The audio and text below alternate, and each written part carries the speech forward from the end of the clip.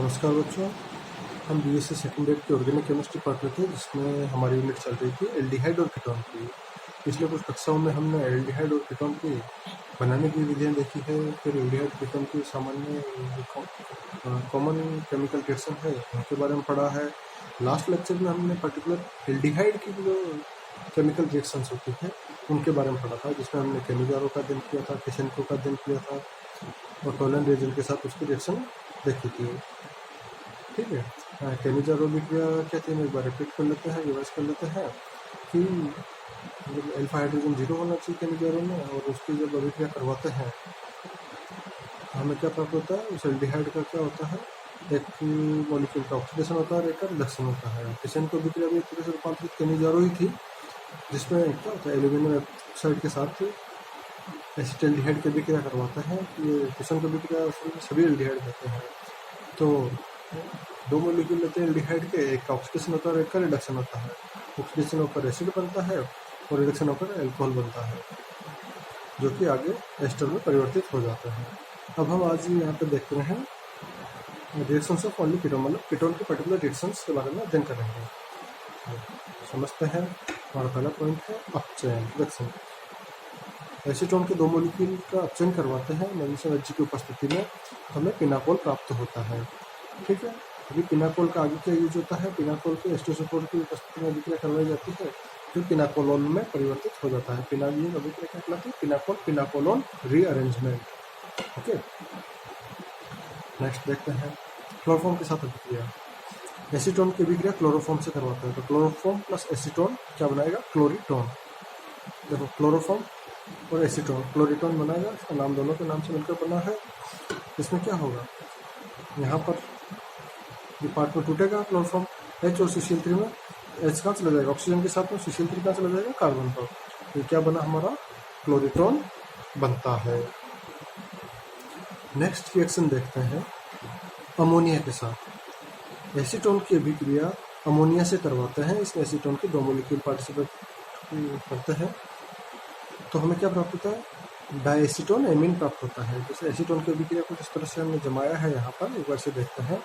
इसमें एक acetone molecule का तो ऑक्सीजन निकलता है और दूसरे एसीटोन मॉलिक्यूल से हाइड्रोजन, और अमोनिया से भी हाइड्रोजन, तो ये H2O निकलता है। और यहाँ पर क्या बचता है, एसीटोन का ये कार्बन CH3 यहाँ से निकलकर ये CH2C और CH3 कहाँ जुड़ जाएगा, कार्बन पर जुड़ जाएगा, और NH2 भी इसी कार्बन पर जुड़ जाएगा।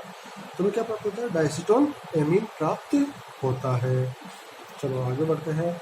HNO2 से अभिक्रिया करवाता है एसीटोन, इसकी अभिक्रिया करवाता है HNO2 से। इस तरह से रिएक्शन को जमाते हैं तो इसमें क्या निकलता है, H2O निकलता है, और हमें क्या प्राप्त होता है, CH3C double bond O bond CS double bond N bond OH। इसे क्या बोलते हैं, ऑक्सीमिनो एसीटोन कहते हैं। यहाँ तक कि हमारा हो गया। उसके बाद नेक्स्ट आगे बढ़ते हैं ताप अपघटन। एसीटोन का ताप अपघटन करवाते हैं, कितने डिग्री सेल्सियस ताप पर, 600 डिग्री सेल्सियस टेम्परेचर पर, मतलब उच्च ताप पर इसका ताप अपघटन करवाते हैं, तो हमें कीटीन प्राप्त होता है। कीटीन का सूत्र क्या होता है, CH2 double bond C double bond O plus methane प्राप्त होता है। ताप अपघटन का एक इम्पोर्टेंट एग्जाम्पल है, या फिर दो प्रोडक्ट प्राप्त होते हैं, एक कीटीन और एक मेथेन प्राप्त होता है। नेक्स्ट देखते हैं इसका जो ऑक्सीकरण करते हैं उसमें किस तरह से अभिक्रिया काम में ली जाती है, उसको समझते हैं। एक नियम होता है हमारे पास, पॉफॉफ नियम। इसमें क्या होता है, कीटोन के ऑक्सीकरण में असममित कीटोन में किस तरफ का जो कार्बन और कार्बोनिल बंध है, C बॉन्ड CO बंध जो होता है, ये कौन सी साइड का टूटेगा, इसी का अध्ययन हमारा पॉफॉफ नियम कहलाता है।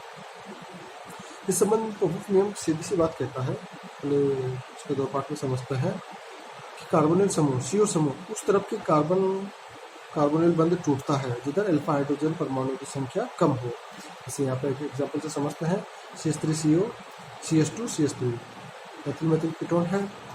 अब इसमें कौन सी तरफ का बंध टूटेगा इस नियम के अनुसार, जिधर अल्फा हाइड्रोजन परमाणु संख्या कम हो। देखो यहाँ पर ये कार्बोनिल है, इसके CH2 और CH3 दोनों अल्फा हाइड्रोजन है, दोनों तरफ अल्फा कार्बन है, तो इनसे जुड़ा हाइड्रोजन अल्फा हाइड्रोजन है।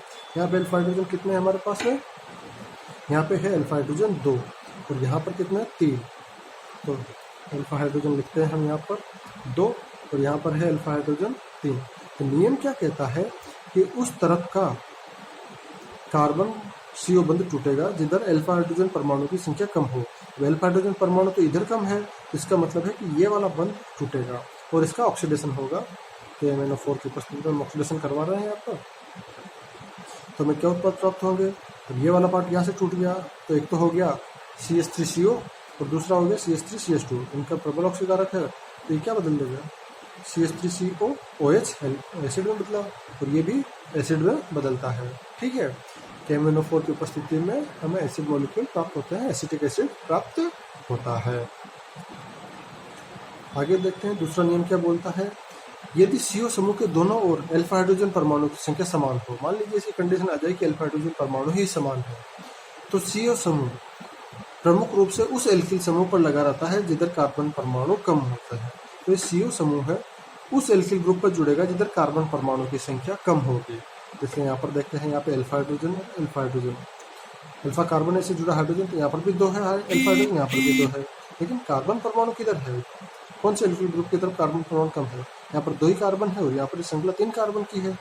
ठीक है, तो ये नियम क्या कहता है कि ये CO समूह, कार्बोनिल समूह उस एल्किल समूह से जुड़ा रहता है जिधर कम कार्बन हो, तो यहाँ से जुड़ा रहेगा। ठीक है, इधर भी कम कार्बन तो इनसे जुड़ा रहेगा। तो एक तो ग्रुप हो गया हमारे पास में ये CH3CH2CO और दूसरा हो गया वापस 3 कार्बन वाला, इसका भी ऑक्सीकरण करवाते हैं, तो फिर क्या प्राप्त होता है, CH3CH2 COOH और यहाँ पर भी CH3CH2 COOH प्राप्त होता है। अतः यहाँ पर अगर हम एक समझें, सिंपल सी लैंग्वेज में समझें, तो हम ये देखेंगे कि कीटोन के ऑक्सीकरण में छोटा एल्किल समूह जो होता है वो उस CO समूह के साथ में, जो कार्बोनिल समूह है उसके साथ ही अलग होता है। छोटा एल्किल समूह देखते हैं, यहाँ पर छोटा एल्किल समूह किधर है, ये तो 3 कार्बन वाला है, 2 कार्बन वाला एल्किल समूह है, तो ये छोटा एल्किल समूह इसका CO समूह के साथ अलग होता है, मतलब ये टूटेगा। अब जैसे यहाँ पर हमने देखा था CH3 C+O CH2 यहाँ पर भी हमारा एक नियम बन गया कि छोटा एल्किल समूह में हाइड्रोजन, अल्फा हाइड्रोजन और अल्फा कार्बन की याद रखने की जरूरत ही नहीं है।